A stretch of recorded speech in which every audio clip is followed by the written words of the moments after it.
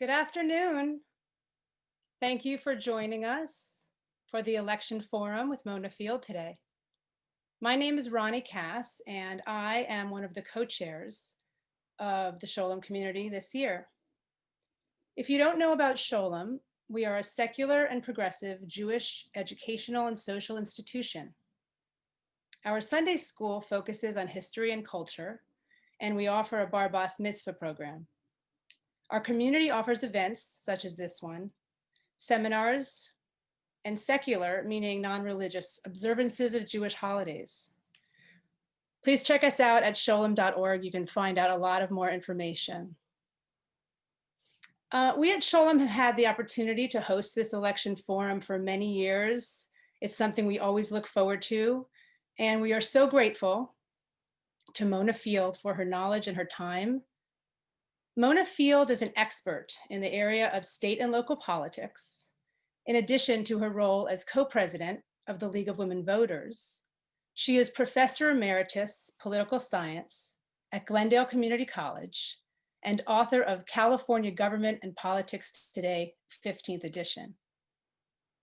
Mona has also been elected 4 times to the Los Angeles Community College District Board of Trustees, representing 4.5 million people.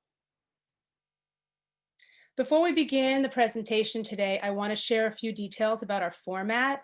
This is a webinar format, so we won't be seeing other attendees. Your questions are encouraged. You can write them at any time during the presentation or after, and please write them in the chat, and they will be answered at the end of the presentation. So once again, thank you everybody who has joined us today. And with that, I am happy to present Mona Field. Hi, Mona. Hi, everyone. Thank you so much. It's always wonderful to be with my Sholem community.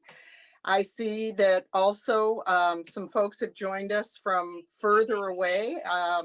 Especially want to say to my son up in Sonoma, thank you for being with us.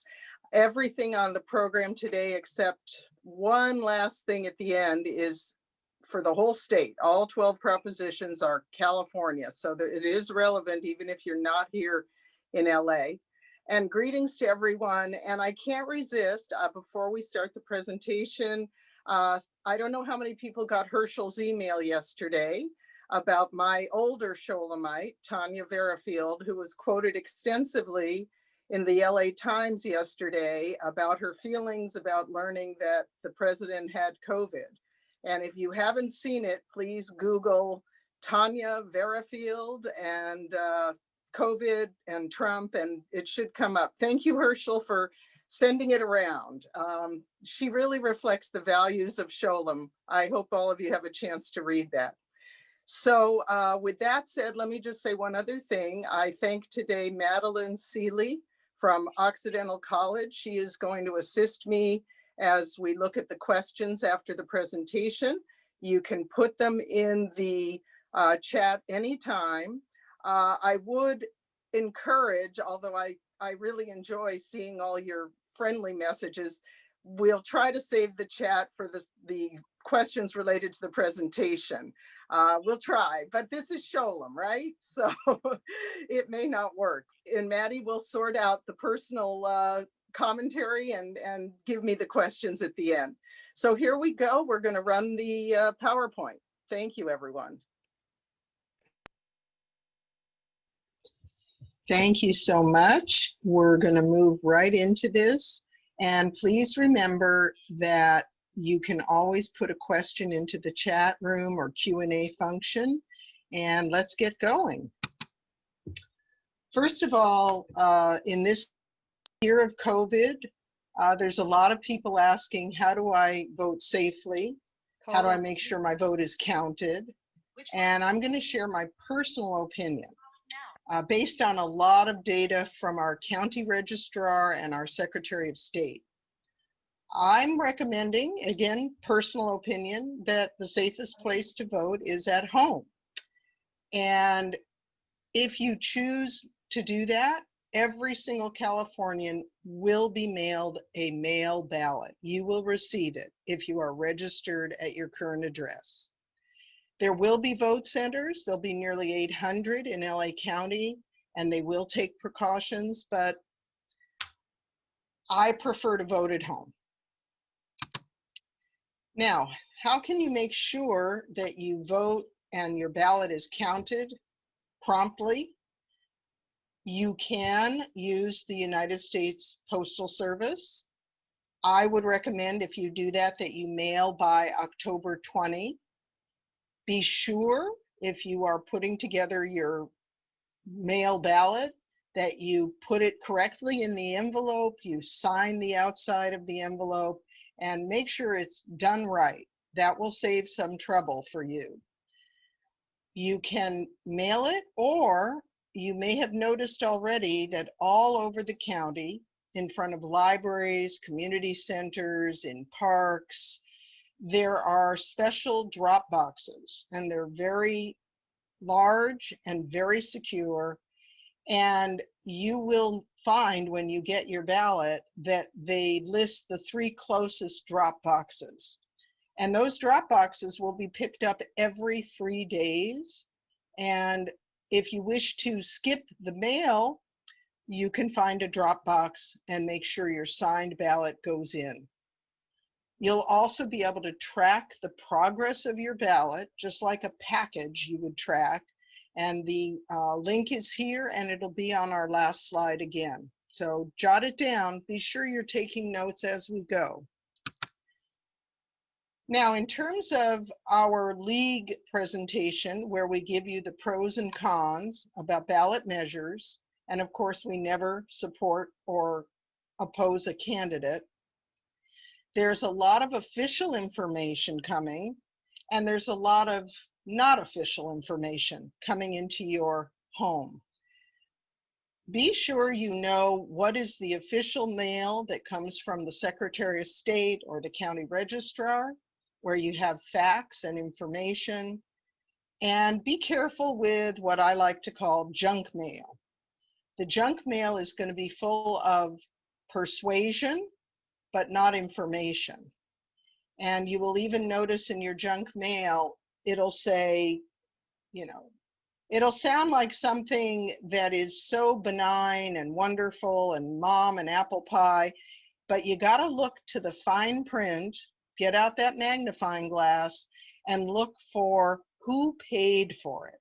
And thanks to some very strict laws here in California, we actually can find out who's paying for the junk mail and the propaganda that's coming through your mail.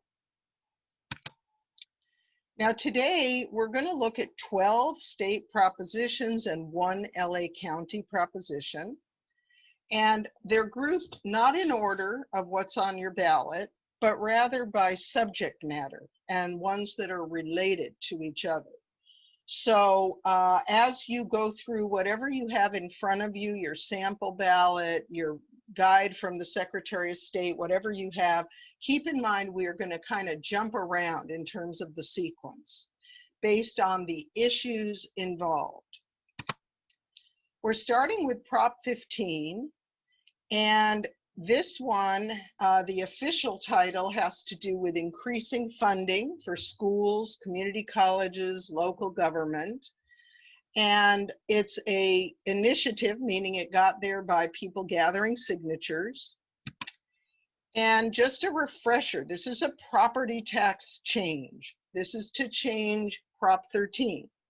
And back to the old days, before Prop 13, your county collected property tax. That is still true. And the taxes were based on the current value of the property, whether it was a home, an office building, Dodger Stadium, Disneyland. And what happened when we passed Prop 13 was we said nothing will be reassessed until a change of ownership. Many of you are familiar with that concept if you have bought or sold a home in these 50 years since Prop 13, 40 years, excuse me. So what happened, of course, right away is there were a lot of cuts in our schools and our local services. Now, Prop 15 is an effort to change one part of Prop 13, that is property tax law in California. And it's going to do something, it'll sound like a deli sandwich. It's a split roll. And what that is homes and residences remain as they are. No reassessment until sale. But large commercial properties that are worth over 3 million will be reassessed every 3 years so that their taxes will be at current market value. The impact is pretty big. Prop 15, if it passes by simple majority, will produce, they say, in the billions of dollars, somewhere between 6 and almost 12 billion per year. Those taxes collected by the counties will go to local government, police, fire, parks, senior services, youth programs, street cleaning, libraries, and for our schools. K-14 means K-12 and community colleges. And the counties would be given money to implement this new reassessment of large corporate property. Now we've got some arguments for and against. I'm not going to read any of this to you. The most important slide sometimes is the one that we'll come to in a moment, which tells you who's paying for what in terms of the propaganda, the for and against. And of course, those in favor just simply point out how much we need to improve our schools, our community services, and that this Prop 15 does continue to protect homeowners and farms and small businesses. Of course, those who oppose are quite correct, pointing out it'll be the largest tax increase in the history of California. And the fear is that those large corporations, upon having a much higher property tax, might pass the costs on to consumers. I should point out that we're talking about things like Disneyland, which has been paying property tax for 40 plus years as if it is still valued or assessed at the 1976 levels. That's the whole core of this proposition, is around the need to reassess large corporate property. Now you get to see where the money is coming from. And as you would imagine, the supporters, and by the way, these numbers are probably way higher than what you see here because the money is continuing to be spent every day. These numbers are at this point a few weeks old. And you can see the contributors supporting this are the teachers, the public employees, state employees union, and the con is heavily funded by the business community, which of course prefers not to have their taxes go up. So that's Prop 15. I leave it to you to do your homework. Let's look at Prop 19, which is a very different change to our property tax law. This was put on the ballot by the legislature, although it did begin with signature gathering, and it's too complicated to explain why it transitioned. And you notice it has a very appealing title. And let's look at what this really does. Prop 19. Here's the current situation. If you are a homeowner over 55 and you want to move, you sell your home and you move to another home. Right now, if you move to another home in certain counties, you can keep your old property tax, which is an enormous benefit since you may have bought that house decades ago. Your tax is based on the 1976 value. but your new home might cost quite a bit more. So you get to keep that old property tax. And if we pass our homes, our property to our heirs, and they rent it out or live in it, either way, they keep the low property tax. What Prop 19 would do is to allow homeowners to sell a home, relocate within California, not just select counties, anywhere in the state, and keep the original property tax. So they can keep that very low tax no matter where they go in the state and whether their new home is valued quite a bit more than their former home. It also has a very appealing element, which is that if we pass our property to our heirs, if they make it a rental, they then will be reassessed for the current value taxes. If they live in it, they get the benefit of the old low tax. And the final sweetener for Prop 19 is it promises that the taxes will be for a very important California issue, which is wildfire protection. The impact is actually not clear with this one because no one knows how many older people will take advantage and sell a house and retain their old tax, whether inherited homes will become rentals or not. It's not that clear whether there would be a huge fiscal change for our state. It would certainly benefit older homeowners who choose to take advantage. Here's our for and against. This clearly benefits older homeowners, and it would add needed resources to our firefighting programs. The primary opposition argument is that this will tend to increase the inequality, the economic inequality between the older generation, many of whom are fortunate to be homeowners, and the young people. This doesn't do anything to help them. In all honesty, it does not help them buy homes. It does not increase the number of homes built. So there are the two sides. Let's look at the funding. The supporters, and in fact, those who put this on the ballot originally, the California Association of Realtors, and for obvious reasons, they would love to have more homes turn over and be sold and bought. That's their industry. And a little bit of money from the firefighters. And what's interesting here is the opponents have not raised enough money to even register on our Fair Political Practices Commission website. There are opponents. For example, the Los Angeles Times opposes Prop 19, and the ACLU opposes Prop 19, but they're not putting any money in. So there you go, another change in property tax law. Please continue to read and think as you determine how to vote. One more that impacts housing in California is Prop 21. And this one came to us through signature gathering, and this is what I call one of the repeats. It's very similar to one that we did not support 2 years ago.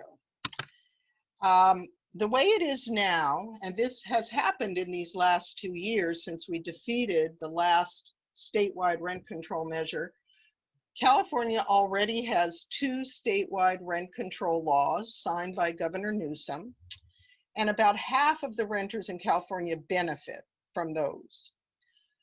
Current law does limit the ability of local cities and counties to create or amend their current rent control. About a dozen cities in California have rent control, not very many, out of about 1,000 cities. Rent control currently can only be applied to buildings built 1995 or before. So nothing built since then can be under rent control. Prop 21 would change that issue of the timing, it would expand the rent control to buildings built after 1955. But just to be clear, it doesn't impose it on the whole state. It simply gives an opportunity for cities and counties to create rent control laws, because under the Costa-Hawkins law of 1995, there were very limited opportunities to make rent control.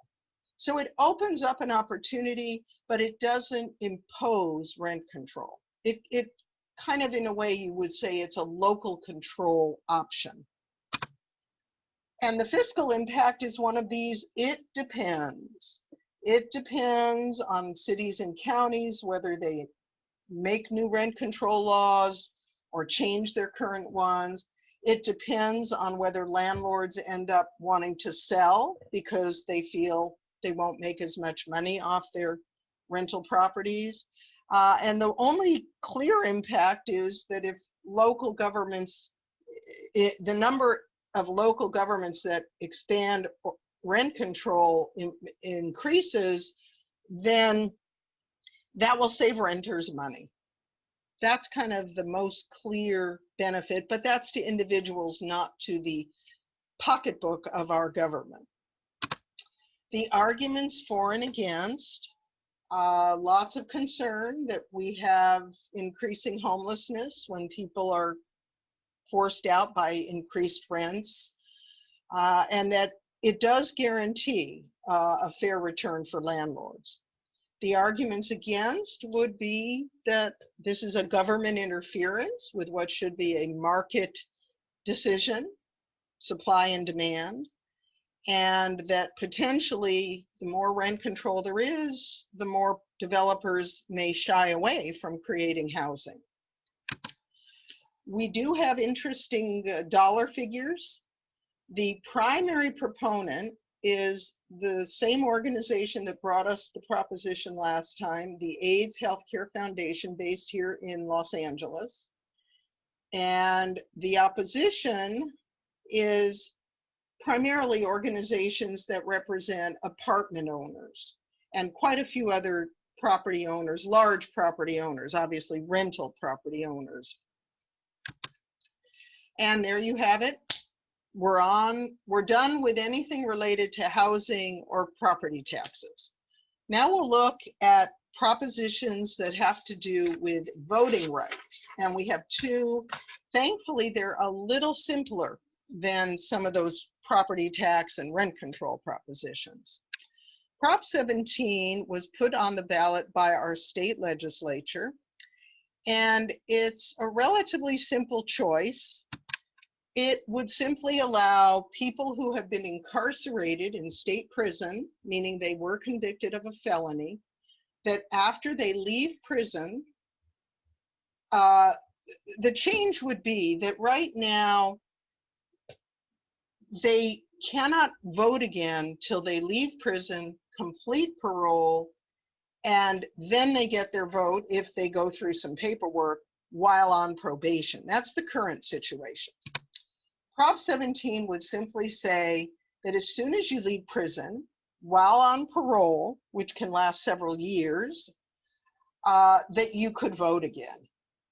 And that's the big change. It, in other words, returns the right to vote to those who have been incarcerated sooner rather than after they complete parole.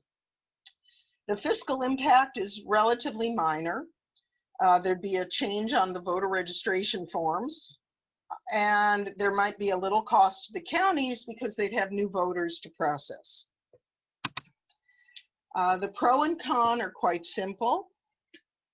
People who are concerned about restorative justice and rehabilitation believe that if you've done your time, the minute you're out, you're on parole, you have requirements, but you should be able to vote.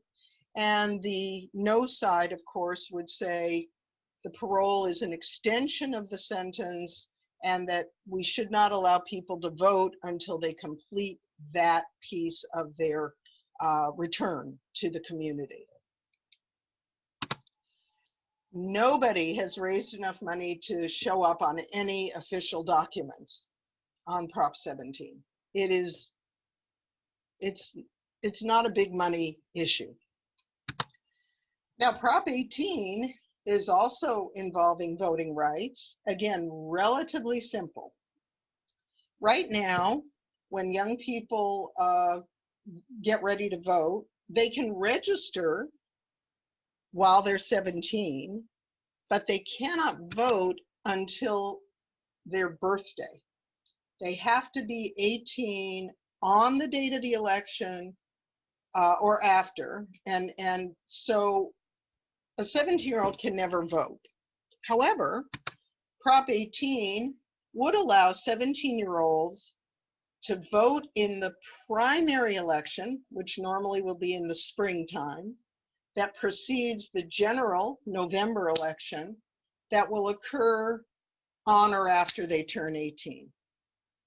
In other words, let's say the kid's birthday is August, they're going to be 18, there's an election in November, they would be permitted, even though they're 17, to vote in, let's say, that March or April or June primary. That's the change. Very minor increased costs to have more people vote. The counties need to send materials to the new voters, however many there would be. And the pro and con, again, this is one of those sort of civic engagement. Let's make sure our youth get involved voting as soon as possible. Let's give them that opportunity to be part of a primary, which does determine who will be on that November ballot. And the con, mostly concerned with the maturity of teenagers. I leave you to make your personal decision. And this is another one where nobody's spending a lot of money. Now, we switch to Prop 16. This one, again, put on the ballot by our lawmakers in Sacramento rather recently. And this one it's one of those ones where it revises something we did about 20 years ago. What we did 20 years ago is we passed Prop 209, which basically outlawed any kind of affirmative action, any kind of consideration of race, sex, gender, et cetera, when we admit students to the UC system, when we give public employment, and so on. In other words, we disallowed affirmative action as a part of our decision making in these major public opportunities. Prop 16 would reverse Prop 209 and once again make it possible for our public agencies to consider those diversity factors when we hire public employees, admit students to our public universities, and when people are given contracts to provide a service to any public agency. There are no direct effects on government. There's no cost to implementing this. The arguments for and against, probably familiar to most of you. People favor this. They will tend to say that we need to continue to improve access to opportunity for underrepresented groups or groups who have been victims of systematic oppression, racism, discrimination. And the no side tends to point out that there are certain minority ethnic communities that already tend to be well represented in higher ed, for example, and concern about the whole thing about government contracts going to businesses that aren't truly minority owned, but have a sort of token minority. Two very opposing views of how we handle the history in this country of our racial and ethnic differences. Here we go on the money. There's some names that, well, there's one name that I personally do not know who this is, Quinn Delaney, someone who apparently is very passionate about opening options for groups that have been historically underrepresented. And you have the nurses, you have the California teachers, Kaiser Foundation. And on the no side, they haven't raised enough money to register. Leave you to your deliberations. We'll move on. Prop 20. Now we're moving into the issues of criminal justice and reforms and changes to laws governing what crimes are most important and so forth. This was put on the ballot by signature gathering. And let's talk about the way it is. Over the last decade or so, voters in California have supported propositions 47 and 57 that have reduced the definitions of certain crimes, reduced the supervision or parole levels of those released from prison, and was believed to be a form of criminal justice reform, according to those who support it. Prop 20 would reverse some of those changes, and it could certainly result in more people being sent to prison or staying longer in prison. In effect, it's a bit of a return to a more tough on crime approach. It changes some of the definitions of what nonviolent crime is. It does change some definitions around what kind of theft is a felony versus misdemeanor. To be honest, it's very complicated, and I urge you all to read the material in your official state voter guide, because I can only give such a brief summary. The fiscal impact, it would impact several thousand individuals per year, and it could certainly cost more in terms of prison costs and parole costs. The arguments for and against, those who favor it have some very clear crimes on a list that they feel need to be listed as violent as opposed to nonviolent. There's some support for this around the idea that serial theft, which usually is shoplifting, repeated shoplifting, will be treated more seriously than it is at this time. Those who oppose it are concerned about the increased costs for prisons and that it promotes discrimination against low-income people of color, and it takes us back. That if our goal is restorative justice and less incarceration, we would be a no vote on this. And here you go with the money. You can see that this has been brought to you by the Professional Prison Guard Association, the deputy sheriffs of LA County, and other law enforcement unions and groups. And some of the grocery stores have gotten involved around the issue of the shoplifting. And on the con side, there's a number of individuals donating in large amounts. And you probably recognize the name Chan Zuckerberg and the ACLU of Northern California. Another related to the criminal justice system is Prop 25. Prop 25 is another one where we would reverse a law that has already been passed. In this case, our legislature and governor in 2018 decided to end cash bail in California. And the way it is now, we have cash bail.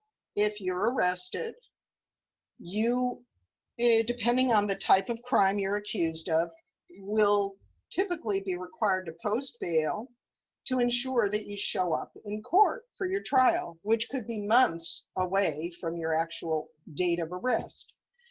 If you can't raise the money, you could be jailed in county jail waiting for a trial. In other words, you're not guilty yet, but you're in jail because you couldn't raise the money.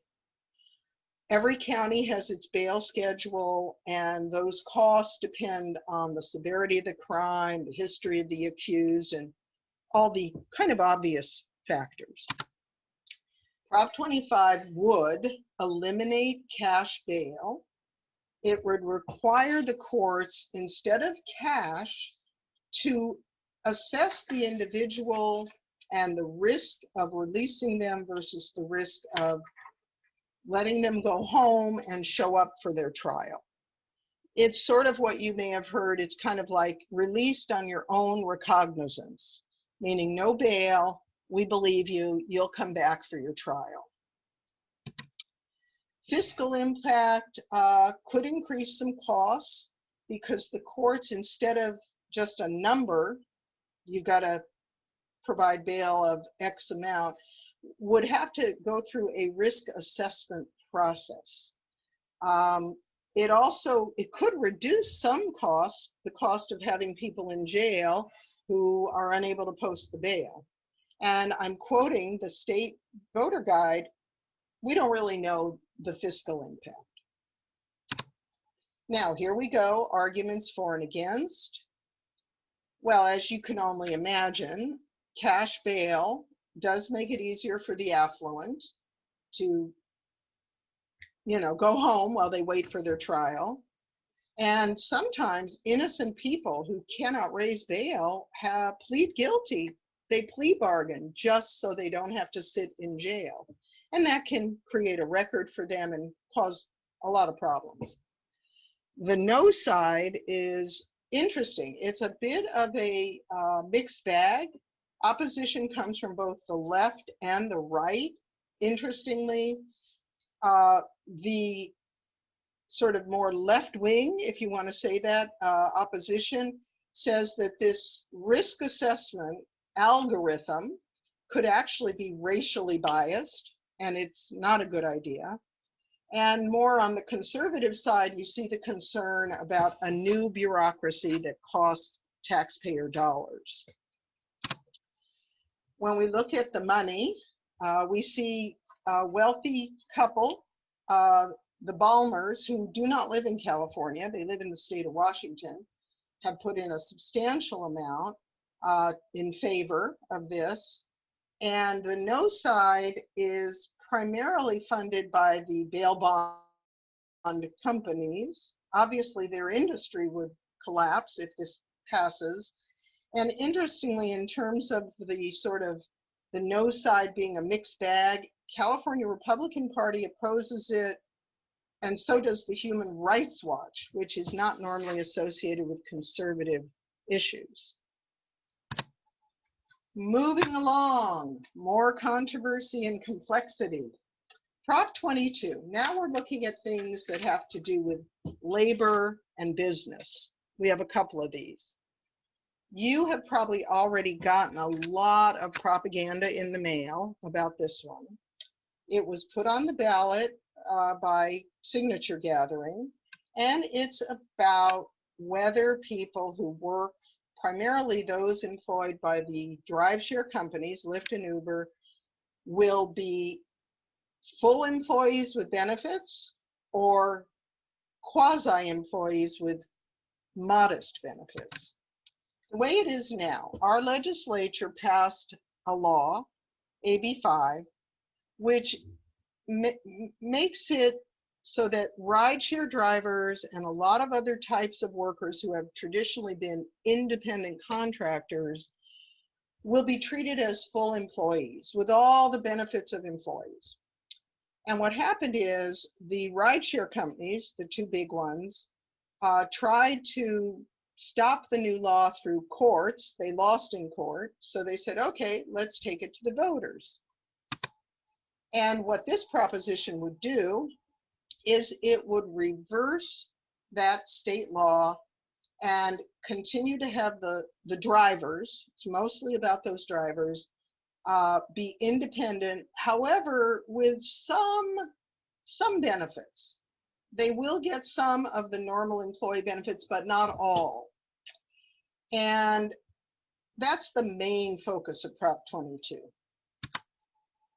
There's almost no fiscal impact. This is all have to do with the industry. That's not the big issue here. It's really the issue of who favors it, who opposes it, and let's look at that. Prop 22 gives drivers a chance to be better treated while maintaining their independence. That's a pro point of view. And something you may have heard is if they were true employees with all the costs associated for the companies, that it would cost more to use the ride shares, that would impact consumers of rideshare services. The no side points out that this is not adequate because all workers, drivers and others, have to be full employees with the proper benefits. And the no side points out that this was put on the ballot and paid for by the corporations and their profit motive. Let's look at the money. Well, I'm going to just be quiet for a minute and let you absorb this.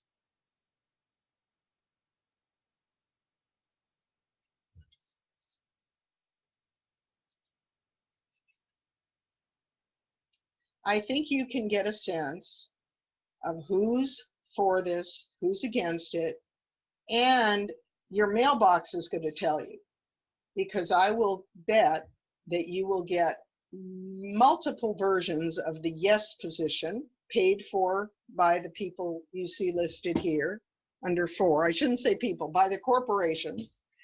And you will probably, given that the dollar amounts are quite a bit lower, you'll get a lot less propaganda for the no side. I leave it to you. It's kind of a standard labor versus business kind of choice. Here's another one that people might say, but this is a healthcare proposition. Why have you got it in there with the labor issues? Well, there's an interesting story. And by the way, this is another repeat. We had this on the ballot, a version of it, different but very similar, 2 years ago. We defeated it, we the voters. Here's how it is now. People who need dialysis, and that means they have some serious health challenges, they're under the care of their doctor, but usually for the actual dialysis, they go to a clinic, and there is not necessarily a doctor on duty at all times, because the clinics are, the care given is managed by health technicians and nurses. The clinics are owned by 2 very major corporations, and frankly, the employees of those clinics have been unsuccessful in becoming unionized. Those are the pieces of the puzzle you need to know. Prop 23 would require that every clinic has a doctor on duty at all times, and that means a doctor is there, possibly not having a lot to do, but sort of there. And it also would require these clinics to report to the California Public Health Department if they wish to close. And that's because last time the clinics, often in their argument against that proposition 2 years ago, were threatening to close if they had to do what the proposition required. So here's the fiscal. These corporate clinics, it would cost them more. Obviously, they'd be paying a doctor to be there all the time. That could ripple to the insurers and patients. Some clinics may say, we can't stay in business. And if those patients end up in public hospitals or emergency rooms because their clinic closed, there would be increased public cost. Here are arguments. The 4 is that this protects patients, making sure a doctor is there, and prevents the clinics from closing without actually going through a process with the state. The no side, which I'm sure you may already be seeing some of the propaganda, is going to talk about the fact that The increased cost is unnecessary because every patient is under the supervision of their doctor, even though their doctor isn't there every time they go for dialysis, and it could increase costs. And here you go. I will be quiet and let you absorb who's putting the money in to get it on the ballot, the pro, and who's putting the money in to defeat it.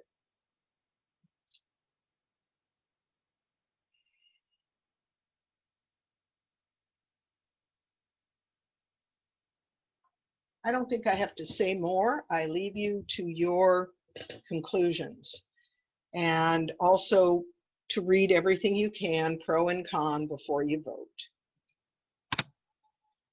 Here's one of those propositions that honestly, I think it's unfair to us voters to have to deal with the complexity of this Prop 24.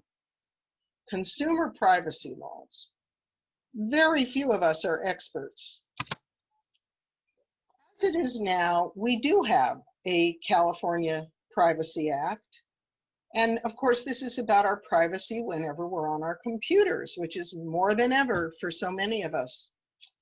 And we have some protections. How many of us pay attention when that little warning pops up about cookies and what they can share? I don't know. But we do have a law that actually is the first in the nation to deal with computer privacy. Prop 24 would change some of our current law, and it has so many complex elements. I'm just showing you a few of them, and I deeply encourage you to do more thinking and reading, because again, this is beyond the expertise of most of us. One thing we can all understand is it would set up a whole new state agency to monitor these issues. The costs involve mostly the new state agency, has to have employees, has to have a governing body, and so forth. And depending on how this plays out, you know, this is the stuff that's in the court constantly. Anything about high tech and computers and privacy could clog our courts, but we don't know how much it will cost. The proponents, and I will show you momentarily the one major proponent who paid for all this, just want to, quote, strengthen our current laws and create a special agency. And the opponents feel this is a giveaway to the technology industry and that we already have a really good privacy law. Here you go, take a look.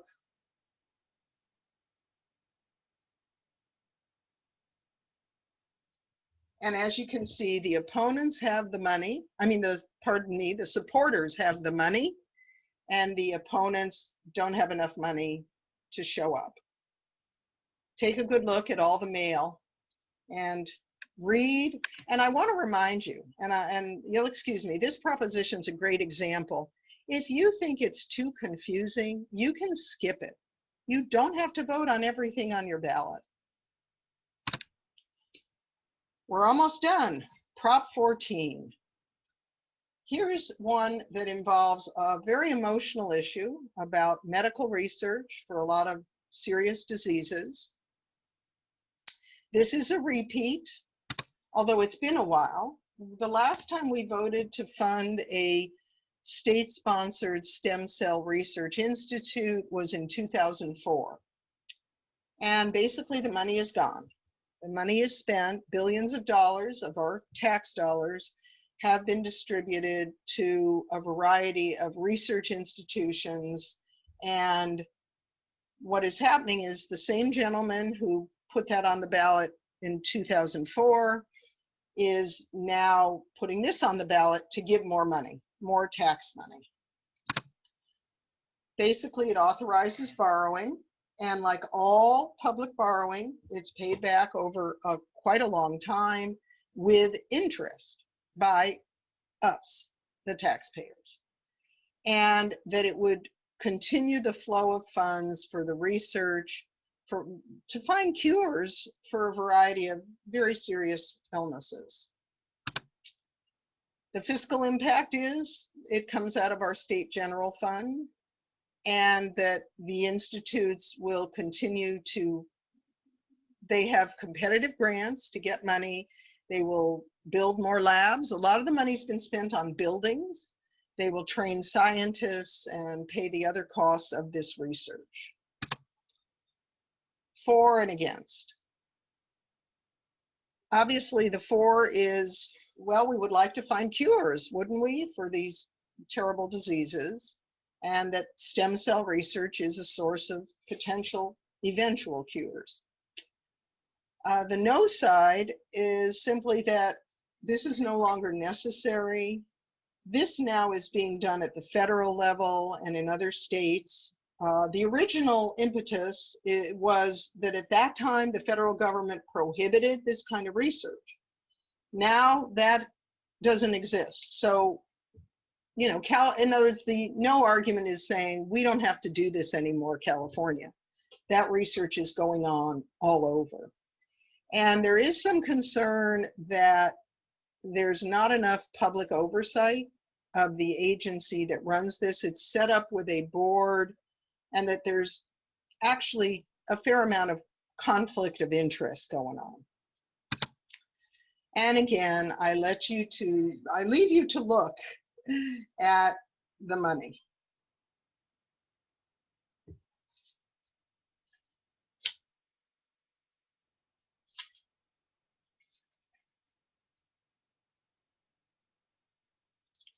And between the dollars flowing into the yes side and the very sort of heart-wrenching appeals to our goodwill to defeat disease, you can see there's an edge there for the proponents. Opponents include the LA Times, came out with a very long editorial, and I'm not even aware of other formal opposition. Finally, we're done with the state. We're almost done. This is our last one. County of Los Angeles. Alternatives to Incarceration, charter amendment, and put on our ballot by our Board of Supervisors just this past summer, very recently. This would require the county to allocate 10% of the budget for community and social services. The people in favor say this tends to support services that include everything from youth job programs, health care, education, a lot of services that it is hoped by those in favor will keep people out of the courts and out of the jails. That it's an alternative to incarceration approach to our county spending. The opponents worry that this locks in the budget and that someday that 10% might be needed for other very urgent needs. The supporters here include a coalition, Reimagine LA, the county Democrats, one of our most major unions, Unite Here. The opponents come from those who fear that in reducing the overall county budget, that there will be cuts for our sheriffs and our jails. And you see here the County Federation of Labor in opposition, in part because some of those organizations are unions. The ALADS, the Association of LA Deputy Sheriffs, is a union. I'm sorry to say there's no money information because the county does not provide the kind of web internet information that the state does about who's spending what. So I don't have who's spending what on Measure J. Final slide is just some useful websites. I want to point out that for unbiased pro and con, votersedge.org, that's from our League of Women Voters. If you want the league's actual recommendations, there's the link for the recommendations. The league, California League, currently has positions on about half of our state propositions. You can track your ballot and make sure that that ballot that you dropped in a box or mailed is getting where it's supposed to. And I do apologize, that's a little cut off at the bottom, but if you Google California Fair Political Practices Commission and you really want to know about all that money and who's spending it, you'll find that website. Thank you so much. We're going to move directly to Q&A, and we'll see what you want to ask, and I'll do my best to answer. Thank you again.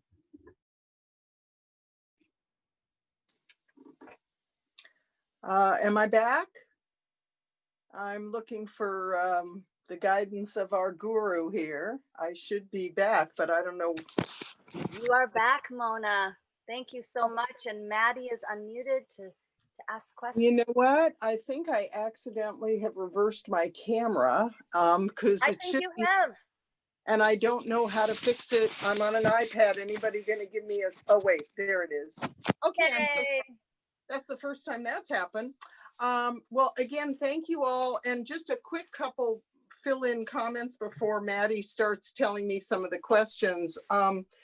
That votersedge.org website, which I believe has been posted to everyone in the chat, that is for statewide. So you can get pro and con on all the state measures. And wherever you live, you put in your address, they bring up your local candidates, your school board, your college board, your judges, and those candidates all have been invited to send a bio and their views and goals. So for those of us who find it really hard to know about judges and college candidates and college board and so on, Voters Edge is super helpful. So having said that, Maddie, tell me some of the questions that have piled up. Okay, yeah, so there are a few clarifying ones for Prop 19. One question was so I guess like I'll just state all of them and you can kind of answer them. Okay. So, Okay. what is the current status of Prop 19? How would Prop 19 add anything? And who put Prop 19 on the ballot? Okay, and let me do my best here. Okay. Like the similar measure that the voters defeated 2 years ago, this was started by the California Association of Realtors. And I believe many times when I've been with my Sholem community, I've told you it takes about $2 million just to get the signatures. What happened is they got a measure qualified, and it had something in it that the legislature was really unhappy about.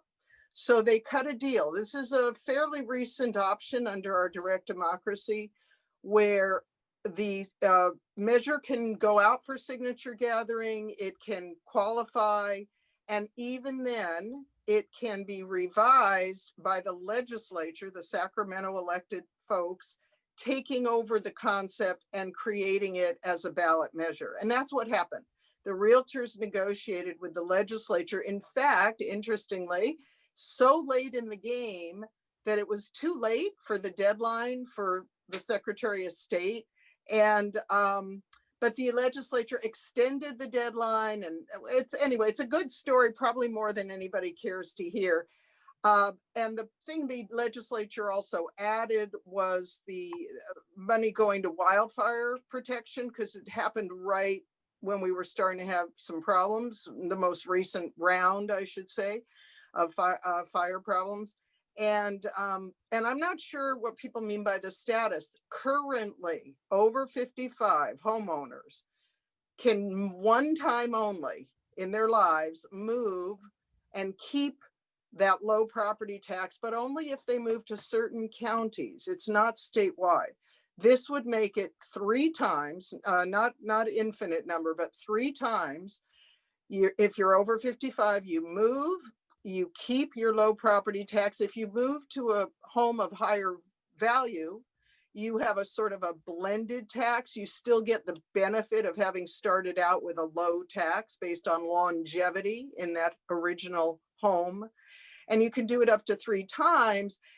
And again, just to repeat, the pro side, of course, the realtors want more sales. And there's, of course, the appeal of the wildfire fighting, funds for that. And there's this element of, well, it will stop people from inheriting a house, renting it for huge current market amount, and still having the low tax. So, and of course, the con is all about economic inequality. It's just about saying that if you're old and have a home, you're probably somewhat more privileged than the young people, and frankly, a lot of the people of color who are just struggling to even own anything. So I don't know if that answered the Prop 19. I do want to step back. I think there was a little inquiry early on about the sequence on your ballot. Yeah. It varies. Yeah, it varies. That's intentional.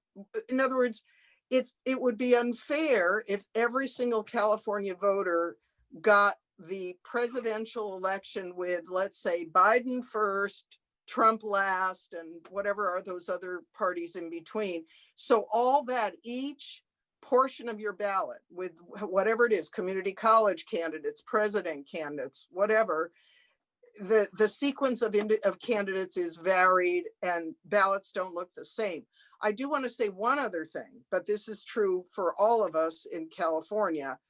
Your ballot starts local, school board, college board, judges, goes to state propositions, and then the very end of your ballot will be your presidential choice.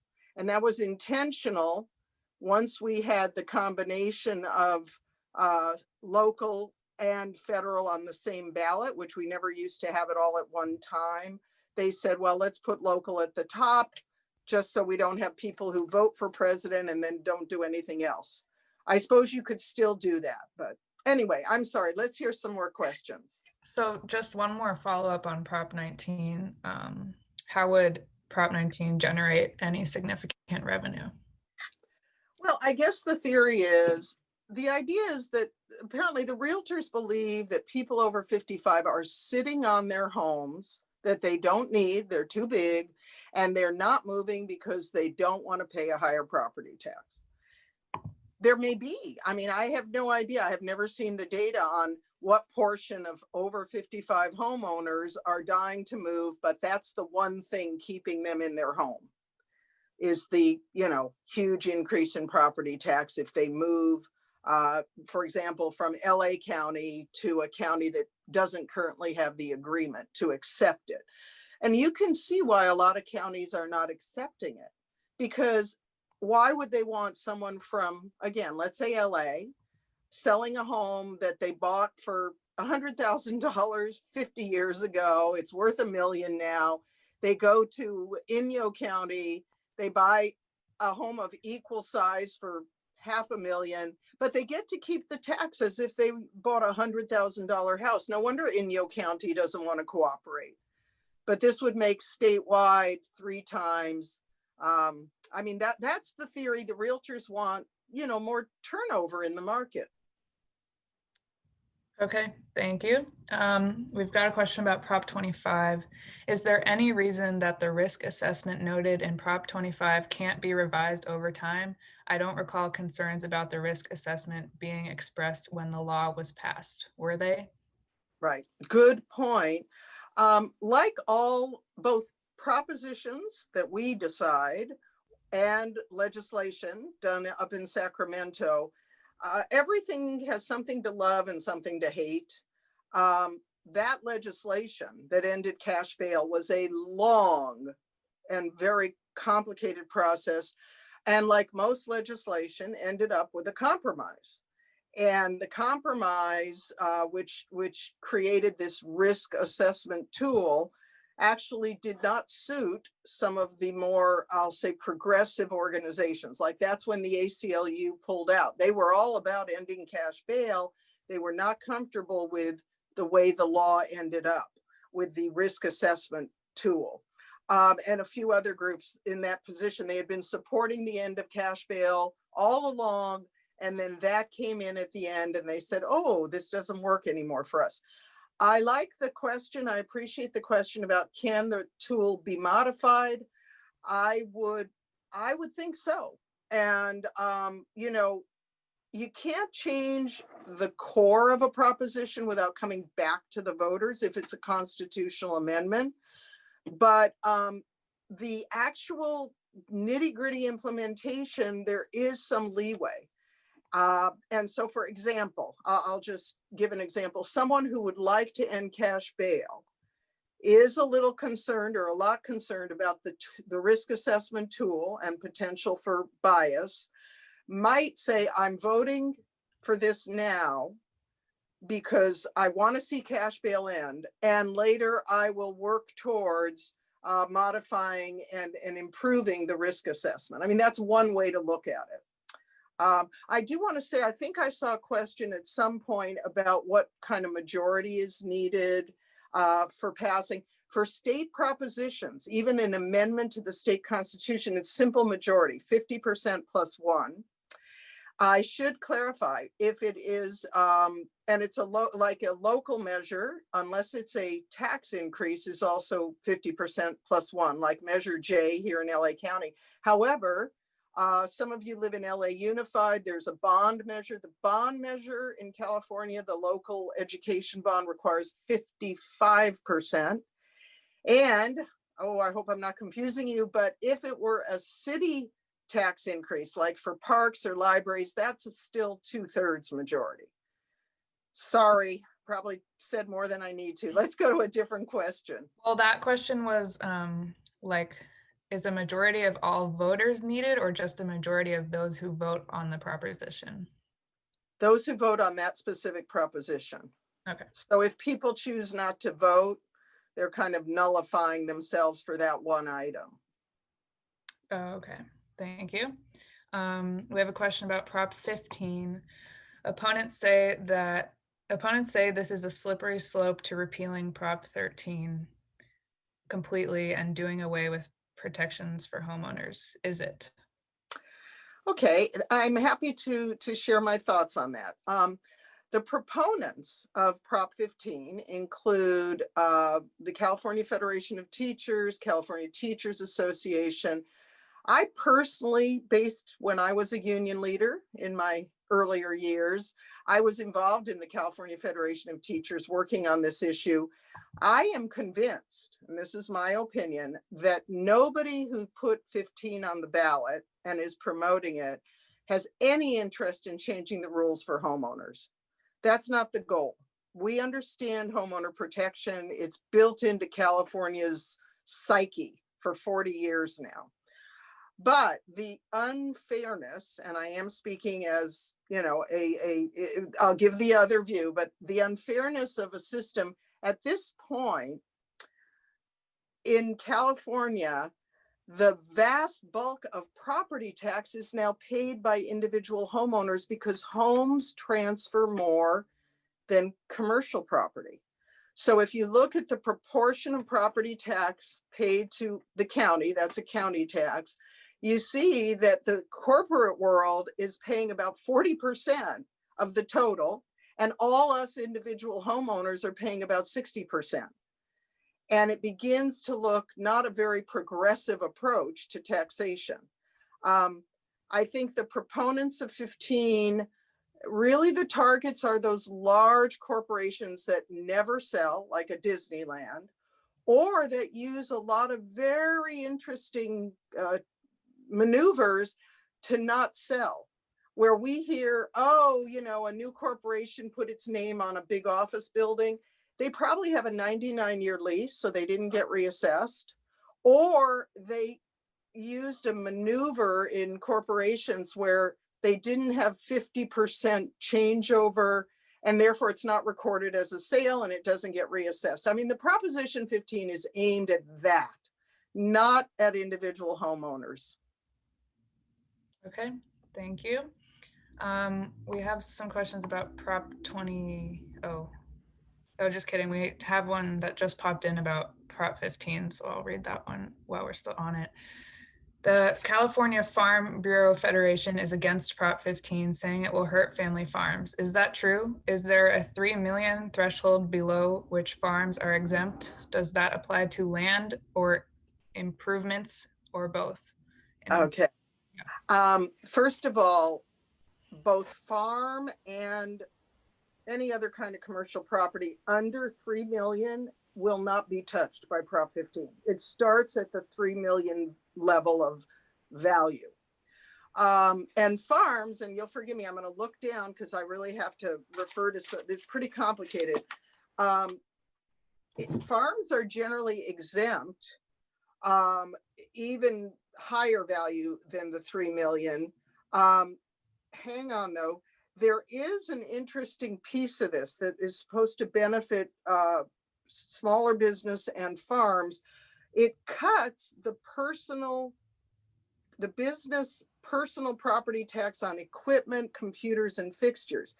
Something about cutting the tax on equipment is supposed to actually balance out for the farmers what few family farms are left, because much of it is corporate and owned and well worth more than 3 million. But it's a super complicated part of 15. I'm quoting now, hang on, I'm going to make sure I'm quoting not from the arguments, the propaganda, but from our legislative analyst.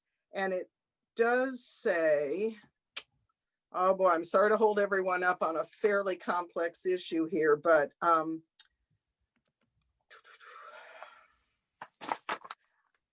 you know what? I'm going to refer the individual to page 23. Forgive me, because I don't want to hold you all up with this.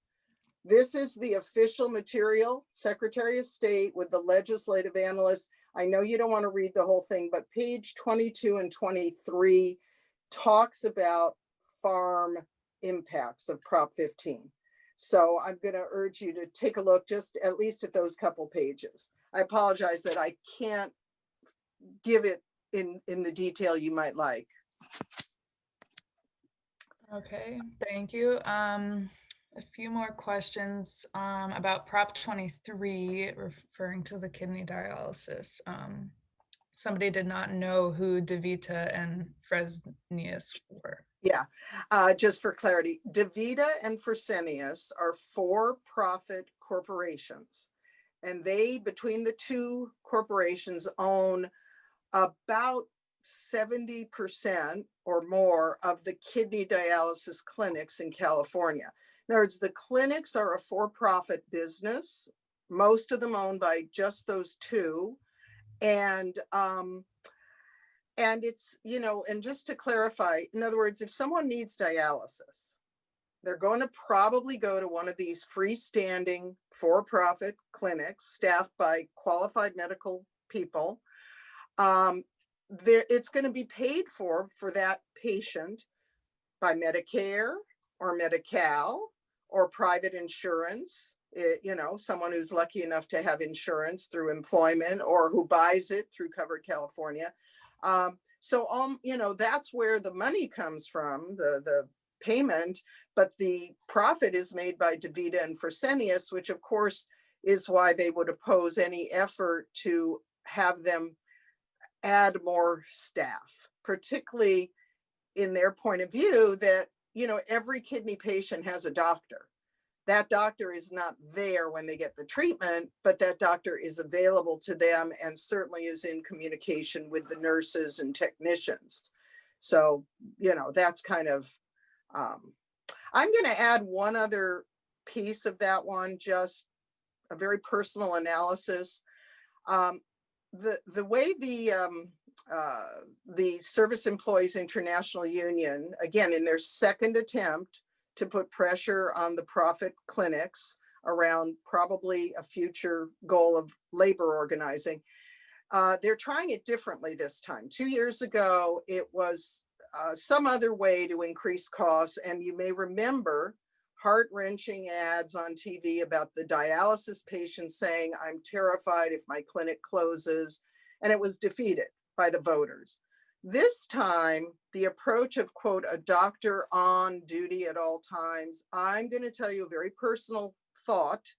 It reminds me of the states in which anti-choice legislators have passed laws that the doctor cannot perform an abortion. There cannot be a clinic unless the doctor has hospital privilege.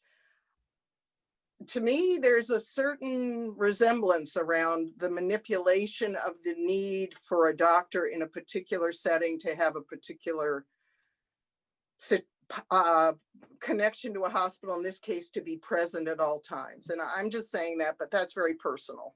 Okay, let's see. What else have you got, Maddie? Well, regarding that, someone asked, are there any studies about the need for a doctor to be on site at dialysis clinics? Good question. I do not know. Okay. I haven't heard anything from either side about that. Okay. Then now three more questions. Oh, so Mona, if you want to clarify if the recording will be available to people. Yes, my understanding is Sholem will post, and I'll have to, at the end, when I return this to the Sholem folks, let them explain where and how. Okay. It will be posted. It's also already available from other organizations where I've already done this. So it's around. You can Google me. I don't know, maybe it'll come up. Not sure. Okay. Well, two more questions regarding Prop 22. For the gig workers treated as employees, is there a minimum number of hours before a person has to be treated as an employee? Would it be unfair to for a company to would it be unfair?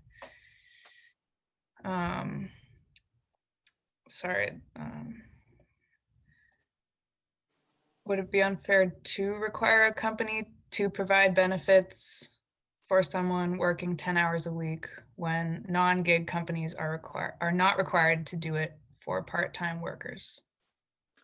Hey, those are like several questions, all good. Let me see if I can get them straight. First of all, I have not seen anything that sets a minimum hours per week to which the employee law would apply. I haven't seen anything that says you have to work X number of hours to be treated as an employee, and I haven't seen anything that says you don't. I'm pretty sure that the hours per week is not a factor, but I cannot say that for certain. And the way I've heard this question, a similar question is, well, boy, the person who works 10 hours a week, they're going to be an employee with all those benefits. Yes, that, as I understand, is true. Again, just to be clear, the proposition itself does offer a quasi-employee status. It's not the full package, but it's a partial status. And you may see the propaganda where the driver's saying, I want to stay independent, and now I'm going to even have XYZ benefit. And of course, the labor movement, which is the main, source of funding for the opposition, is saying, but everybody should be a full employee. I'm sorry, Maddie, what was that? The second part of that? I'm not sure. Oh, you know what? Wait, I think I remember. Okay.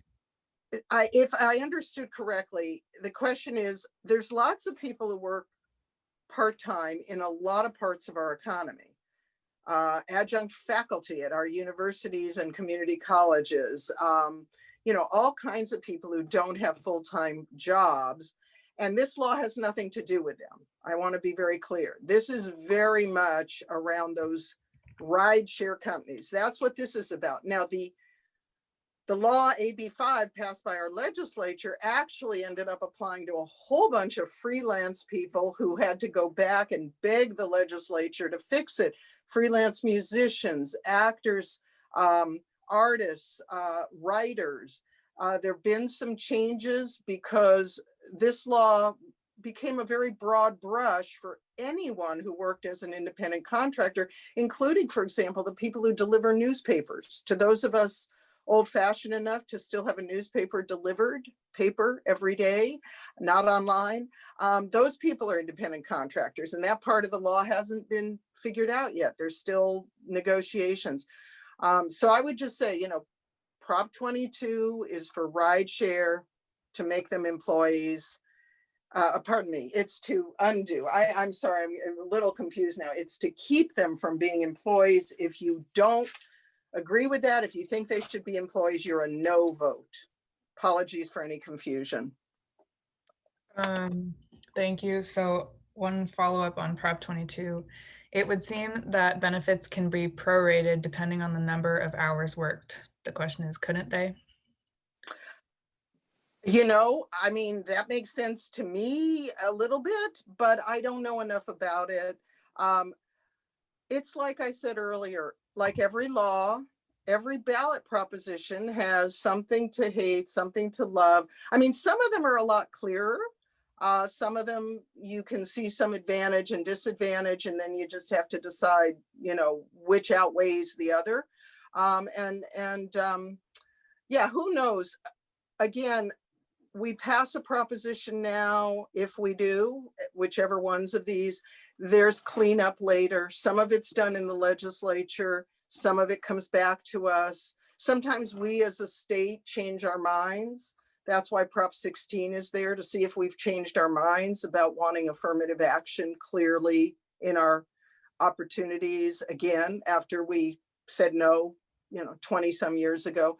So I know all of us want to vote as carefully and wisely as possible.